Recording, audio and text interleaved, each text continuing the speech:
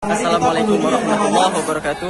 Alhamdulillah hari ini SDIT Nurul Islam Banda Aceh kembali mengadakan manasik haji cilik tahun 2023 yang alhamdulillah hari ini kita laksanakan tetap di asrama haji.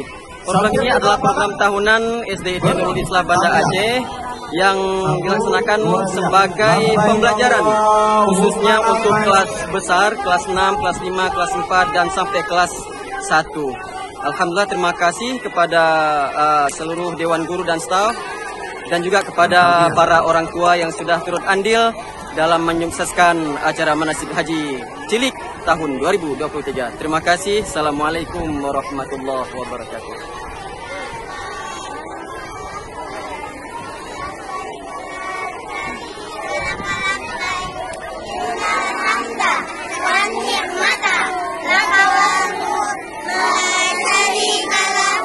لبيك اللهم لبيك لبيك لا شريك لك لبيك لبيك اللهم لبيك لبيك لا شريك لك لبيك